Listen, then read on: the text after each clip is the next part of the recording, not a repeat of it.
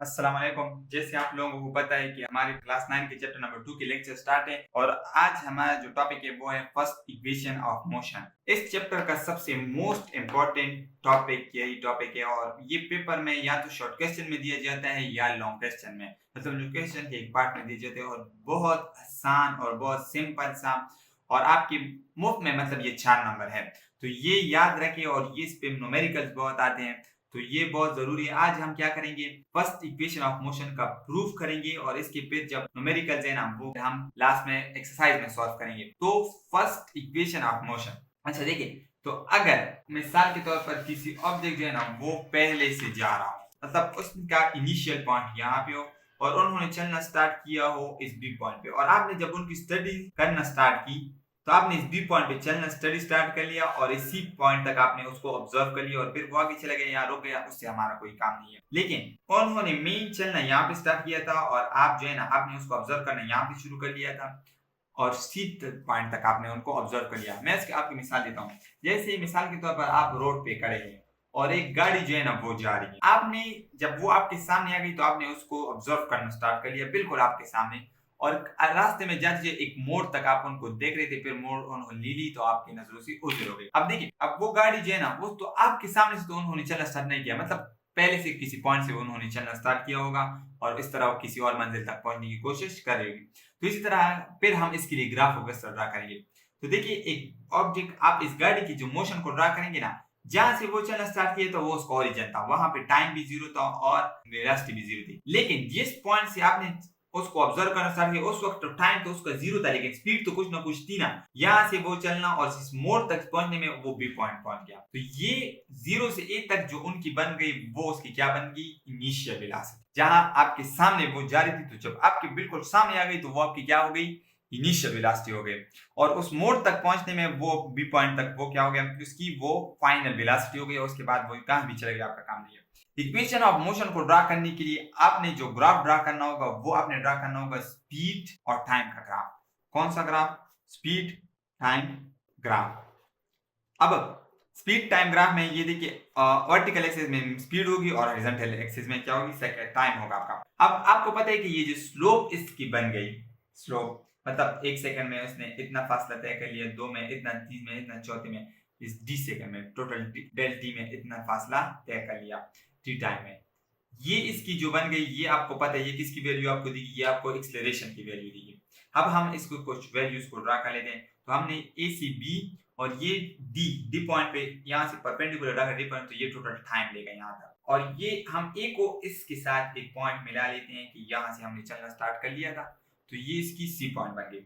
अब यहाँ नीचे जो बन रही है ना, ये देखिए यहाँ पे हमारे पास रेक्टेंगल शेप बन रही है और रेक्टेंगल का जो आमने सामने जो साइड्स होते हैं वो इक्वल होते हैं। तो देखिए, ये 0 से a तक जो है ना ये vi है, ये t है, मतलब 0 से d तक पहुंचने में कितना टाइम लिया, जनरली हम लेते हैं तो वो t है।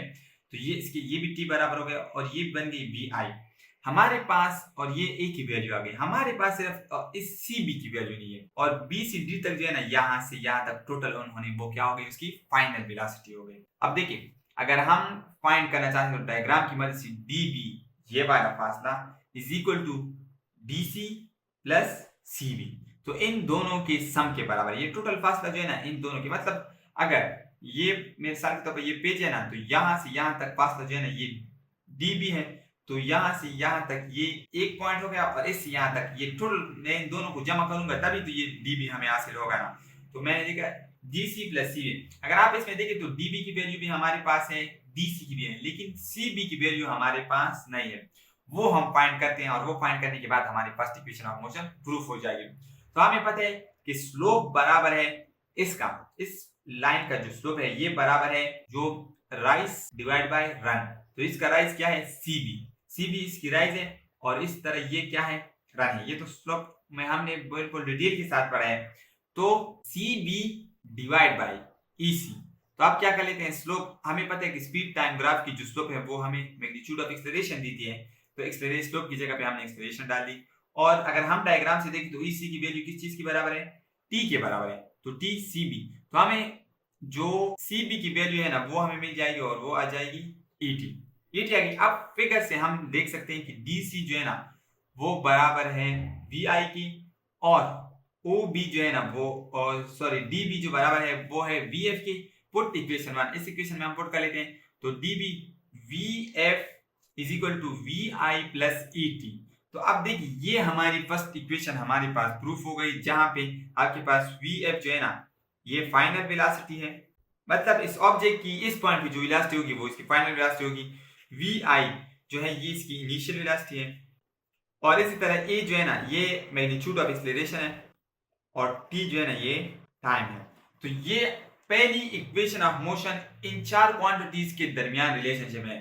V F final velocity, V I initial velocity, acceleration, magnitude. अच्छा, अब इससे आप और भी इक्वेशन बना सकते हैं। मिसाल के तौर पर अगर आपने वी आई की वैल्यू निकालनी है तो ये इक्वेशन इस तरह बन जाएगी V F minus E T. अगर आपने इससे टाइम की वैल्यू निकालनी है तो इस तरह बन जाएगी V F minus V I divide by E equal T. और अगर आपने एक्सेलरेशन की वैल्यू निकालनी है तो ये इस तरह बन जाएगी V F minus V I divide by T. तो ये आपके पास एक फार्मूले से चार फार्मूले पेयर बनेंगे, तो आप न्यूमेरिकल में इसको यूज करेंगे कि आप कभी आपको मांगा जाए कि वी आई की वैल्यू बता रहे, वी ए की वैल्यू बता रहे और टी की वैल्यू। अच्छा, इसमें ये याद रखें कि इसकी जो एक्सेलरेशन जो है ना ये आपको सिर्फ उसकी एक्सेलरेशन की मैग्नीट्यूड बताएगी, आपको पास जो है ना इसकी डायरेक्शन नहीं बताई जाएगी। और इसी तरह एक और बात याद रखें कि ये आपके पास जो इक्वेशन ऑफ मोशन जो है ना ये सिर्फ और सिर्फ कांस्टेंट एक्सेलरेशन के लिए, कांस्टेंट एक्सेलरेशन के लिए, तो एक्सेलरेशन के लिए। अच्छा, आप लोगों को गलत करने के लिए पेपर में इस तरह दिया जाएगा कि proof that first equation of motion for variable velocity acceleration. तो आपने वेरिएबल एक्सेलरेशन अगर कहा हो तो आपने कहा है कि नॉट पॉसिबल, उसके लिए ये फर्स्ट इक्वेशन ऑफ मोशन ओबे नहीं होते। मैं दोबारा रिपीट कर रहा हूं कि अगर आपको पेपर में इस तरह क्वेश्चन दिया गया है कि proof first equation of motion for variable acceleration, तो आपने लिखना है नॉट पॉसिबल। क्यों? अगर आप ये वाला प्रोसीजर करेंगे तो ये गलत कंसीडर होगा। आप ये सिर्फ और सिर्फ कांस्टेंट एक्सेलरेशन के लिए एलिजिबल है, इसके अलावा वेरिएबल के लिए एलिजिबल नहीं है। तो ये बात जहन में याद रही कि आपके पास फर्स्ट इक्वेशन ऑफ मोशन हो, इसके बाद हम सेकेंड वाले की भी वीडियो रिकॉर्ड करेंगे और थर्ड वाले की भी करेंगे। तो इन तीनों के लिए ये बात याद है कि ये तीनों कांस्टेंट एक्सेलरेशन के लिए एलिजिबल है, इसके अलावा ये और वेरिएबल एक्सेलरेशन के लिए पॉसिबल नहीं है। अच्छा, तो ये हमें चार वैल्यू के बारे में बता रही है। तो अगर ये छोटा सा टॉपिक है और आप इसको सीखेंगे तो आपके पास ये 5 नंबर आपके पास मुफ्त में मिलेंगे, मतलब ये तीनों फर्स्ट सेकंड थर्ड, और वो तीनों आप सीखेंगे तो आपके पास ये 5 नंबर मुफ्त में मिलेंगे। अच्छा, इसके बारे में अगर कोई क्वेश्चन हो तो हमें कमेंट सेक्शन में जरूर बताइए। ओके, अल्लाह हाफिज।